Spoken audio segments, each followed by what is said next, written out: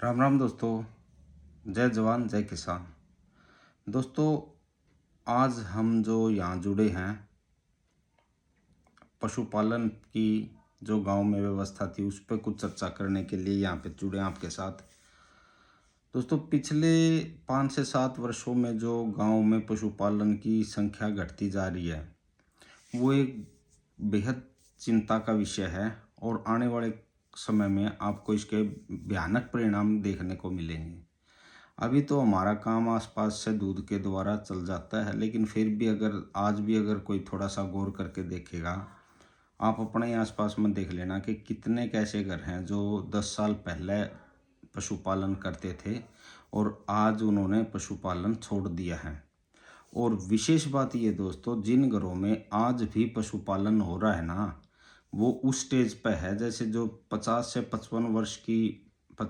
60 वर्ष की आयु के जो बुजुर्ग हैं वो उनको डांटे हुए हैं। जो नई युवा पीढ़ी है, जो बेटे हैं बहुएं हैं, वो पशुपालन में ज़रा भी इंटरेस्ट नहीं ले रहे और उनके लिए दिमाग में एक बात घुस गई है कि ये घाटे का सौदा है और इसको करने से हमारे परिवार का ही भला को नहीं, हमारा क्या होगा। यह बात एक गलत तरीके से उनके दिमाग में घर कर गई है और उसकी वजह से दोस्तों आने वाले भयानक परिणाम ऐसे होंगे। क्योंकि देखो, हरियाणा का खासकर जो कल्चर है वो दूध दही पर डिपेंड है, चाय भी उसमें है। और जब दूध दही और दूध या जहाँ पे भी चाय बनेगी या दूध घी मक्खन पनीर लस्सी जो भी यूज कराएंगे वो होना ही होना है। तो वो कहाँ से आओगा? वो फैक्ट्रिया में से आओगा। फैक्ट्री दूध तो कौन दे? दूध तो देगा गाय भैंस। वे पहले तो स्थिति ऐसी थी कि शहरा में गांव में से दूध लेके शहर में दे के जाया कर दे। लेकिन आज की स्थिति ये है कि शहर से ट्रक भर के वीटा का पतंजलि का कोई भी कंपनी अमूल का दुकान ना पावे, वो थैलिया में दूध घी सब दे के जावे हैं। और गांव वाले जो किसान कभी समझ लो जिनका घर भाई घी तैयार होया करदा, बिलोनी होया कर दी, माताएं सवेरे सवेरे बिलोन लाग जाया कर दी हाथां ते, फिर मशीनां ते वो भी दौर था। वे आज दूध लेके आवे थैलिया में।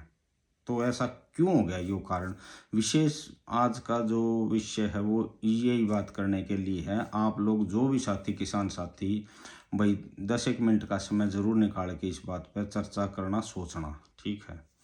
अब कुछ एक बातें देखो दोस्तों, शहर और गांव का जीवन दो अलग अलग चीज़ें थी। शहर में आप देख लेना, चाहे वो 1 लाख की सैलरी लेंदा हो, चाहे 2 लाख की लेंदा हो, चाहे 5 लाख की लेंदा होगा, उसकी किस्त गाड़ी की मकान की घना मान लो कमज़ोर कम भाई 20 30 40 हज़ार की सैलरी वाला कोई नहीं सोचेगा सिंगल रूम सेटे मिल जाए मेट्रो सिटी में, ठीक से। जिसकी 2 2.5 लाख सैलरी हो उसे 5 रूम सेट मिल जावे, वो ईएमआई में ज़िंदगी ख़त्म कर देगा। वो सारी ज़िंदगी किस्त भरदा भरदा गाड़ी की और फ्लैट की मर जाएगा। मेरी समझ में असंतुष्टि में जीवन बीत जाएगा, एंजाइटी का शिकार होके असंतुष्टि में। लेकिन जो गांव का जीवन था वो एक आत्मिक शांति वाला जीवन था।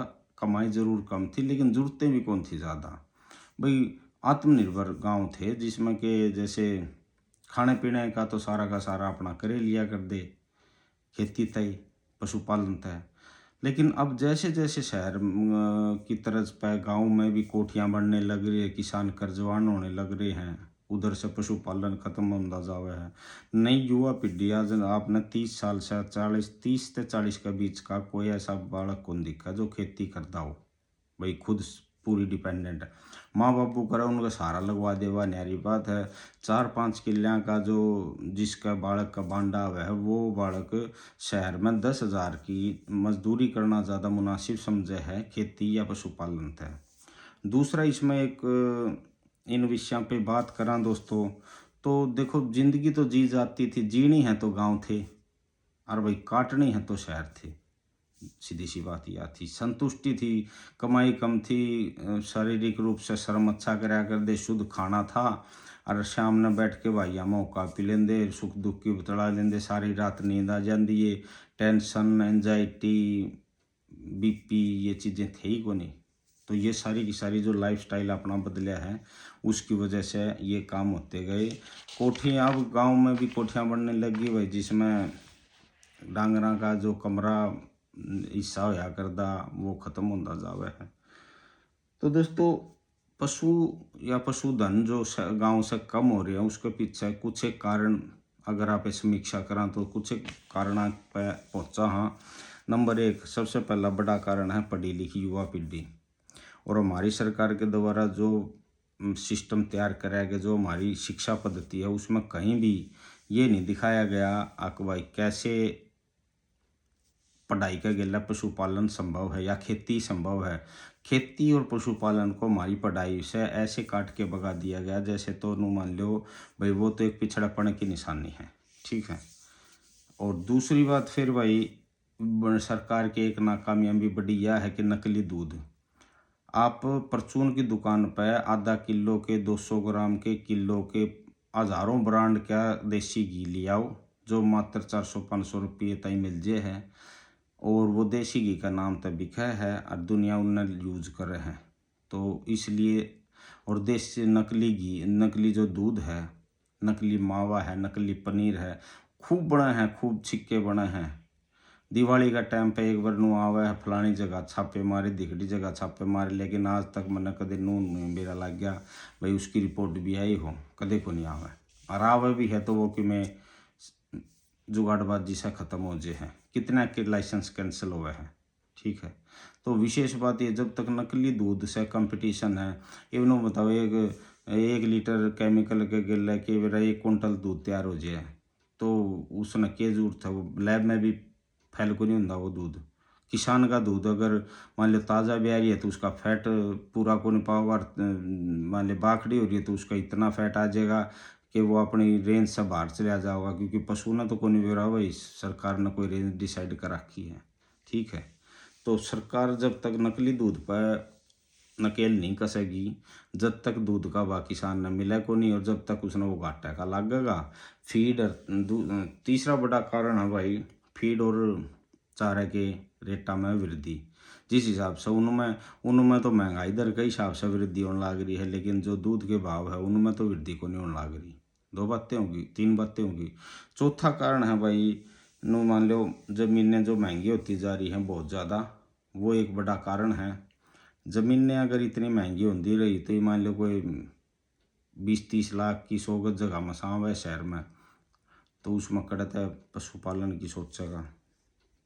5वां कारण है भाई एक विशेष बड़ा कारण जो भी है कि भाई जो मान लो डॉक्टर है, चाहे वो कोई भी हो, सरकारी है, प्राइवेट है, जोड़ा छाप है, जो भी है, कई बार देखने में आओ कि भाई उनकी जो नाजायज रुपये लेने की कारण भी कई किसान भाई पर बड़े परेशान रहे हैं। ठीक है। तो ये कुछ एक कारण है दोस्तों जिन पर पशुओं की संख्या घटती जा रही है, और आने वाले समय में एक भयानक रूप दिखेगा। शायद मैं आपने कह दूं हरियाणा के गांव में 2030 तक लगभग भैंस सिमट जाएगी, क्योंकि आखिरी पीढ़ी है जो 50 साल के आदमी है वे जोर मार रहे हैं, उनके गोडे खत्म होते जाए या बुढ़ापे के कारण 5-7 साल और धक्का कर लेंगे, उसके बाद में अपने भैंस को नहीं मिले। मैं घने ऐसे पशुपालका ने जानू हूँ जो 6वां भैंस रखा करते 3-3 दूधाड़ी, आज उनका किमी को नहीं, सब फारिग हो गए। औलाद जो है मान ले 2-2 3-3 बालक का बहुएँ हैं, चाहे बहू किसी भी हो, नौकरी वाली तो कराई गई थी, जो अनपढ़ है वे भी को नहीं करती। ठीक है। तो दोस्तों आज की इस चर्चा का सिर्फ यही विषय था। तो पशुपालन अब अपन कारण भी बता दिए। तो हमारा उद्देश्य दोस्तों एक पेज बनाया है technical life stock farming Haryana. Technical life stock farming Haryana भी नाम याद कौन भाई, आज इसका निर्माण कराया है।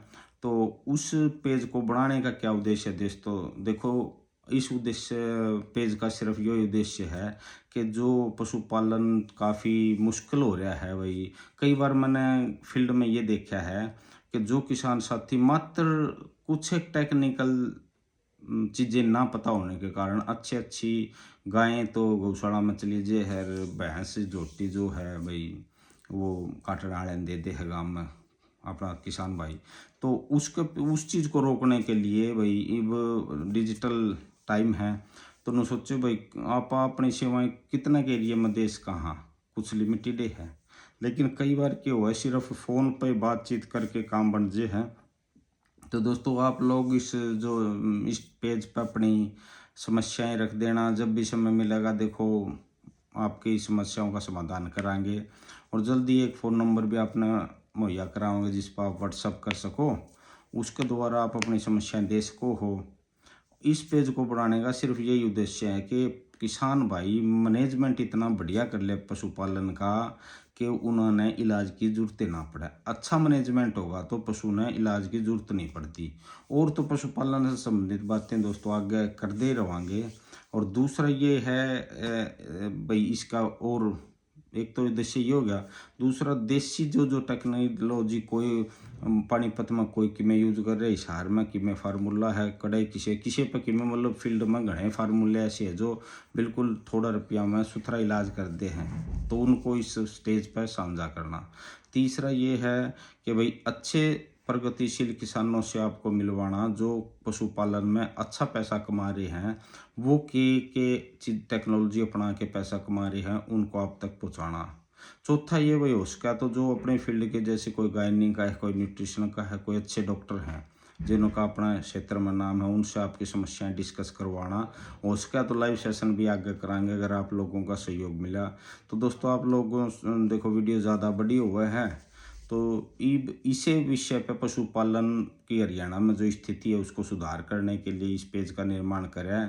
देखो आप घने बड़े भाई टेक्निकल या इसे विषय डॉक्टर को नहीं, लेकिन आप सिर्फ कुछ जो आपने ज्ञान है वो एक दूसरे का शेयर करके आप एक दूसरे के किसान भाइयों की मदद करना ही इसका उद्देश्य है। धन्यवाद दोस्तों।